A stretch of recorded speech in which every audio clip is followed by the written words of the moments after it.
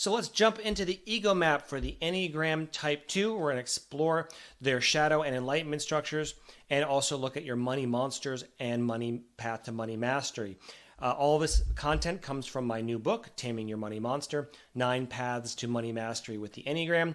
Pre-orders are available on Amazon, and it comes out July 8th, 2025. And as always, if you don't know your Enneagram type, you can follow this QR code to my personal link to the IEVQ9 Enneagram assessment. And if you do take the test there, I get a nice kickback, so you support this channel and learn some very valuable information about yourself. Okay, moving forward. So we're going to look here at this ego map I've created, and this is all new content. You're not going to see this anywhere else. And some of these terminology I've used might be a little unfamiliar. For those of you who already know the Enneagram, you'll see I've changed some of the terms, but I've put the old terms in parentheses so you can follow along. And the reason for the change, of course, is so that we can have this shadow structure I've developed and the enlightenment structure I've developed for each of the 9 types to mirror each other. The terminology tracks. It's a little bit more linear and hopefully easier for those who are new to the system. So if we look at the left-hand side of this graph, we're going to just quickly go over the meta map for your ego development. And this is a linear model. And of course, it doesn't work quite like this in life. We tend to go up and down and move around. But if we were to map it in one kind of fell swoop, we would be starting our life in the womb in unconscious unity with everything we can experience. And then we pop out into the world and we have to develop a sense of self. And that's going to be the shadow, the structure that we need to grow here in a minute for the type 2. And this is really where we are in we call the first half of life. And the reason why we have the shadow and the reason why we have to do all this work with the Enneagram is it allows us to establish our independence. It allows us to separate our ego and our sense of self from our caregivers, from the rest of the world, so we can operate and function effectively in the world and move forward in life. But over time, our ego can get too out of control. It doesn't know when to stop growing. It will just keep going and going and going until it hits some boundary of limitation, and it's usually other people, problems, crises. Oftentimes, it's all the things that we were striving so hard to build up our ego in the first half of life. When they fail to satisfy or things fall apart, we enter the classic midlife crisis, and it's like, ugh, right? And everything, and then we sort of double down on our ego structure. We try to, what I call what I'll explain for our ego addictions, and that kind of like puffs us up like a blowfish, and we push everyone and everything else away. Oftentimes, even our conception of the divine or the sacred, and so it throws us into this dark night of the soul. And so when we hit those limitations, the solution isn't to keep pushing out more. The purpose is to soften and let your ego crack open, let that suffering temper your personality, become a little more concerned about others, be more compassionate,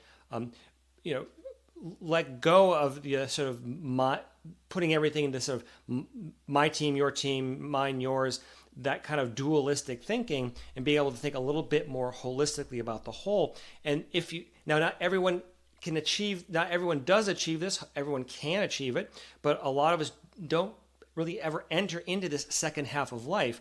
We get stuck in the dark night and we move back down with it.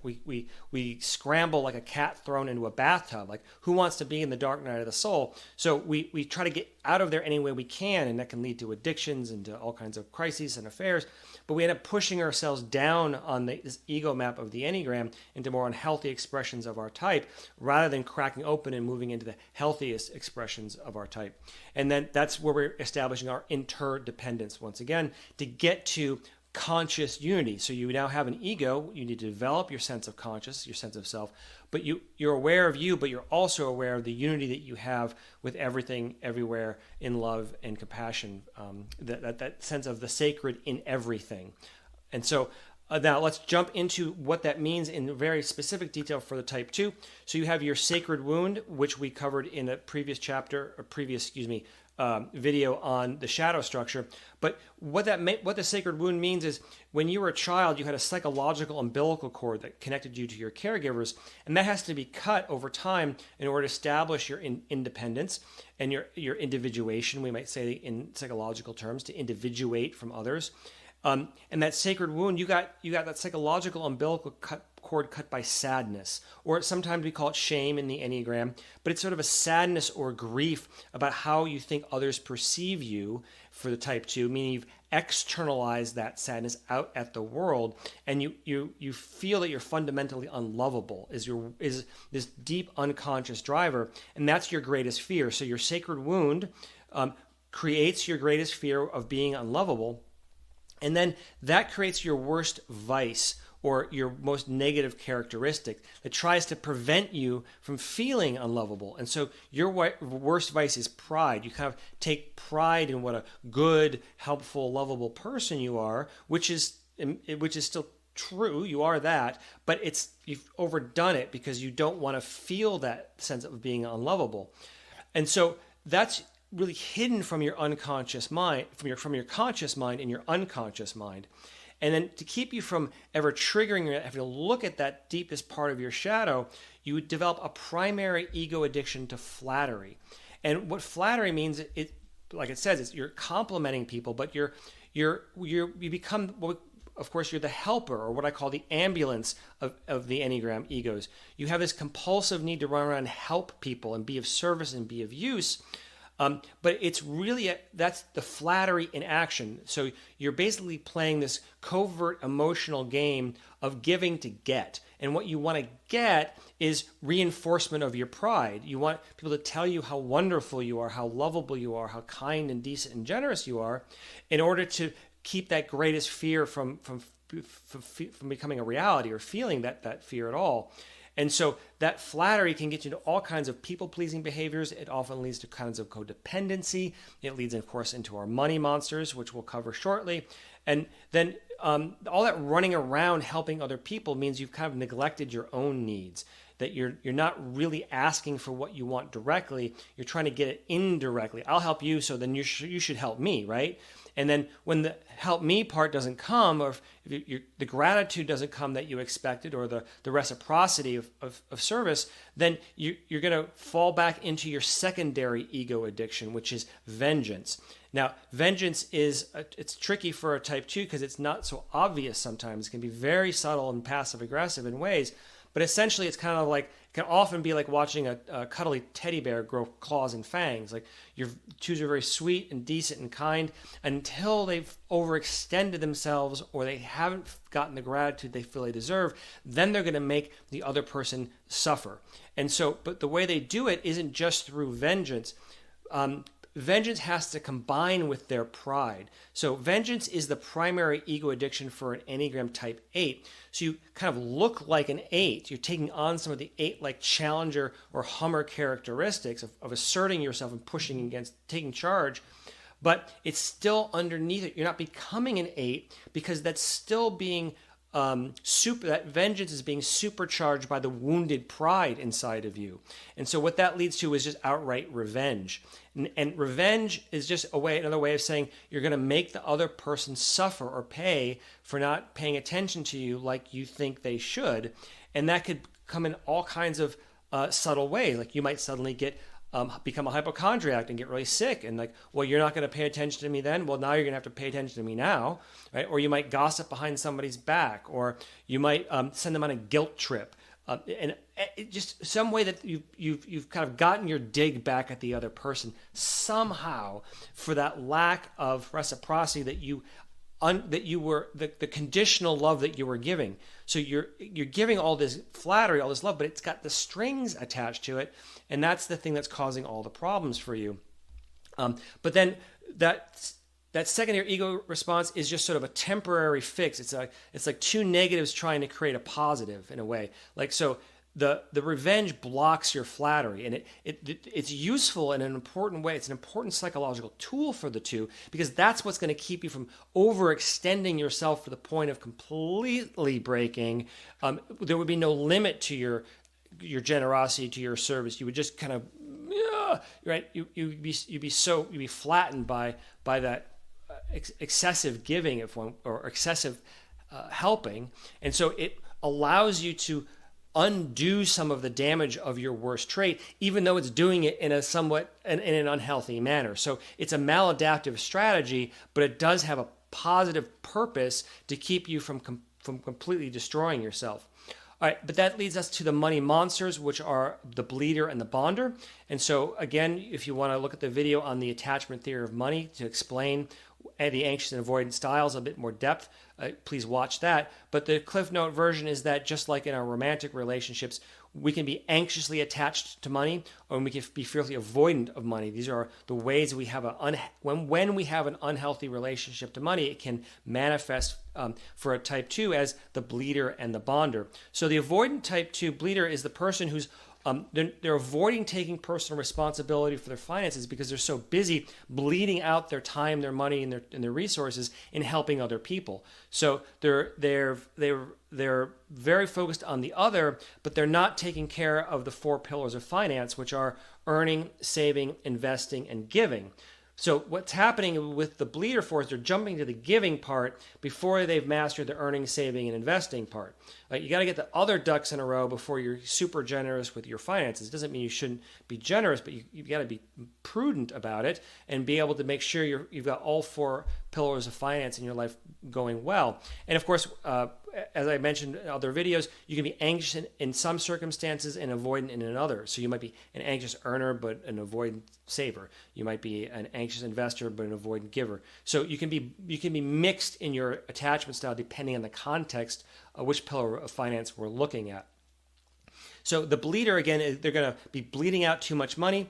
And then the bonder, on the other hand, is someone who's very anxious about money. They may have a lot of it. They might be financially very secure, but they're sort of using it as a way to create a form of indentured servitude. They're giving in order to kind of either financially or even psychologically kind of enslave a person to them so that they're getting a constant stream of gratitude. They're constantly getting their pride stroked by looking at all this affection and love and whatever is coming back to them from the person they're helping, but they're tightening those strings down to the points where they become choke chains, and they become very manipulative, and they can become very abusive and hurtful. They can really kind of manipulate people into doing things for them that are quite unethical and, if nothing else, emotionally and spiritually unhealthy. So the bonder is they're going to bond someone to them with that sort of being the ATM for somebody else, but without setting any prudent or healthy boundaries on it. Or there's boundaries, but there's expectations, and that has to they're paying to play, essentially, almost literally paying to play. Okay, then if we move into the enlightenment structure, if we can break open in that dark night, we can sort of maybe learn to tackle some of these issues within our psyche. We first have to be careful of our faux virtue. So, the faux virtue can show up at any point on the Enneagram structure. It's just happened to be there because it's a convenient spot to put it. But the faux virtue, or your fake virtue, is something that is a virtue, but for you might be a vice. So this is kind of tricky. So for a type 2, obviously it's generosity. So the virtue of generosity, you can often use that to justify your worst egoic tendencies of flattering other people with how much you're giving and putting out for them. So be mindful of that your generosity isn't, you're not using that as an excuse, okay, to be your worst self. Then on the first real rung of the enlightenment structure, we've got the primary recovery virtue for a type 2, which is going to be honesty. And honesty, now I'm sure there's type 2s out there getting upset about here, but I'm always honest. I tell, the flattery you're giving out is not actually honesty, right? When you're flattering somebody, you're not really telling the truth about what you really think or feel about that person or about that situation. You're manipulating them with all these compliments or all these acts of service or kindness that you're bestowing upon them. And so what you need to do is to be able to set some healthy boundaries for yourself and learn to be honest about what you really feel and think, and not just fall into that flattery every time you run into a stranger or every time you're talking to your boss or a colleague, right? You need to be, at some point, need to be honest, because that's what allows you to actually get your needs met, which is what you've really been going for all along, but to do it more directly and forthrightly with more integrity. And so then when you practice honesty, that opens up your secondary recovery virtue, which is joy. Now, joy is the primary recovery for a type 4. So when you're practicing that joy, you start to look and act more like a healthy type 4. but you don't become a type 4. It's because you're getting this. As you practice joy, you begin to have the traits of a 4 in so many ways, but you're not becoming a 4.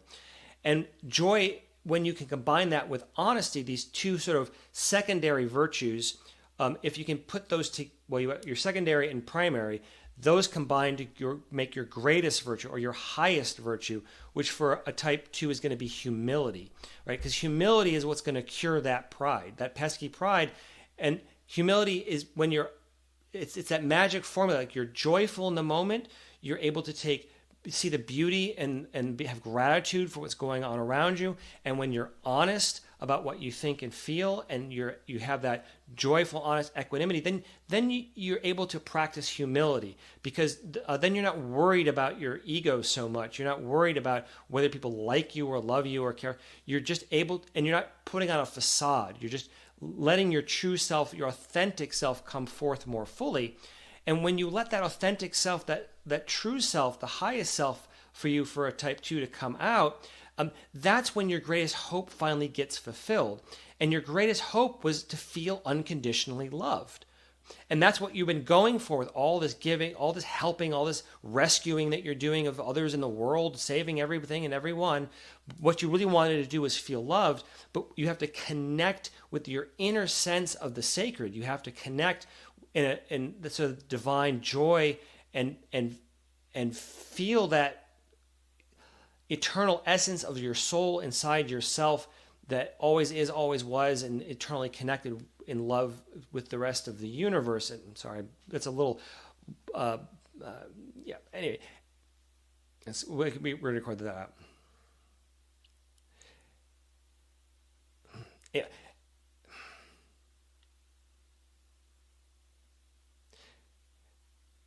Yeah, and it's when you can combine your secondary recovery virtue of honesty with your, oh, sorry.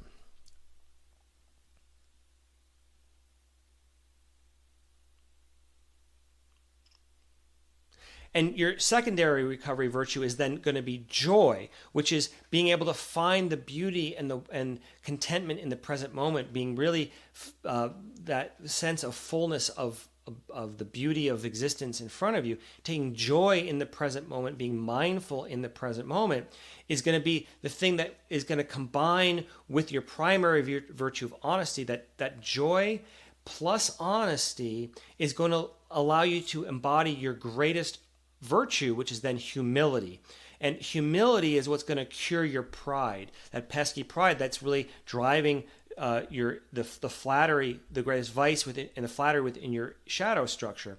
And when you let go of that, when you can let go of all that pride and let your authentic, truest self come forth in humility, then what happens is you get to be loved for who you truly are, not for all the shenanigans that you're engaged in to order to win love. You can see that you are loved eternally in your true eternal self.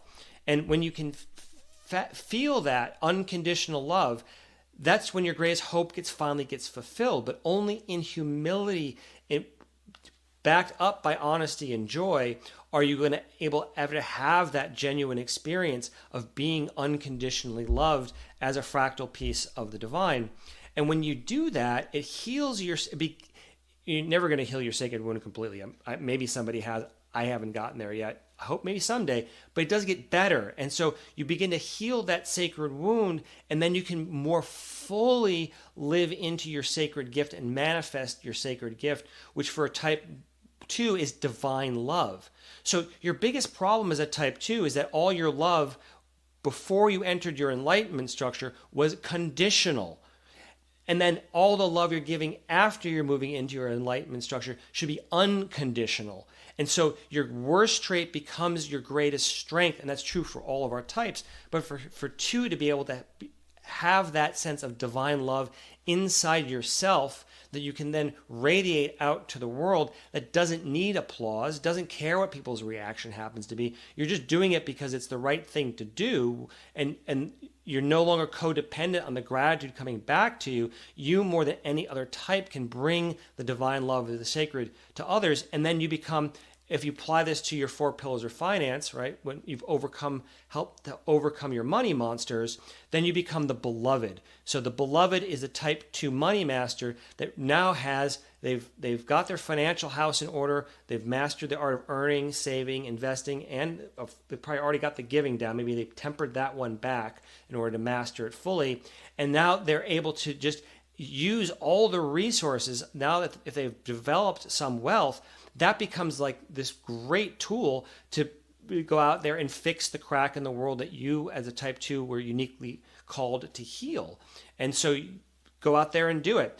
Anyway, I hope that gives you a quick understanding of the type 2 ego map. And if you like this video, please remember to like, subscribe, and share. And again, check out my new book, Taming Your Money Monsters, comes out July 8th. Thank you all.